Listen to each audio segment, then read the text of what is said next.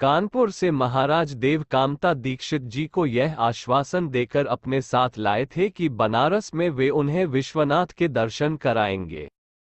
यहाँ विजयानगर के महल से बाहर आने पर बाबा ने अपना विचार बदल दिया।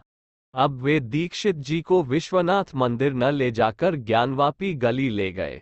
इस गली में बाबा एक सन्यासी से मिले और कुछ समय तक उससे वार्ता करते रहे। दीक्षित जी यह नहीं समझ पाए कि बाबा किस भाषा में बातें कर रहे थे और उनकी वार्ता का विषय क्या था। बाबा ने उस भिक्षुक को आपसे 4 आने दिलवाए और इसके बाद आपको किसी व्यक्ति को बुलाने भेजा।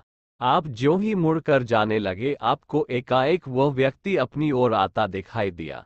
आप उसी समय बाबा की ओर उन्मुख हुए, पर आपको न बाबा दिखाई दिए और न वह सन्यासी ही। इसके कुछ ही क्षणों में आपने एक ऐसा विचित्र दृश्य देखा जैसे महाराज भूमि से बाहर निकल रहे हों। इस प्रकार बाबा ने उस भिक्षुक सन्यासी के रूप में आपको साक्षात शंकर के दर्शन कराकर अपना वादा पूरा किया, पर आपको तब ऐसा कुछ बोध नहीं हुआ और न बाबा ने ही इस संबंध में कुछ कहा। इस घटना के 2 वर्ष बाद कैची आश्रम में गुहा नाम का एक बंगाली महाराज से बनारस जाने के लिए आज्ञा लेने उपस्थित हुआ। दीक्षित जी भी संयोगवश उस समय वहीं पर थे।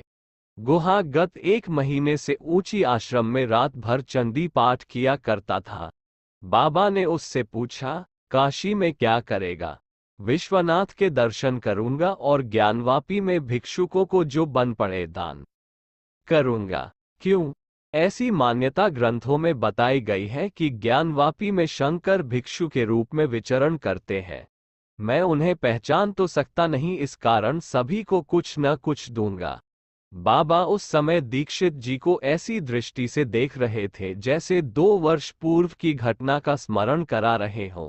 उन्होंने दीक्षित जी से गुहा को इस कार्य के लिए कुछ रुपये दिलवाए।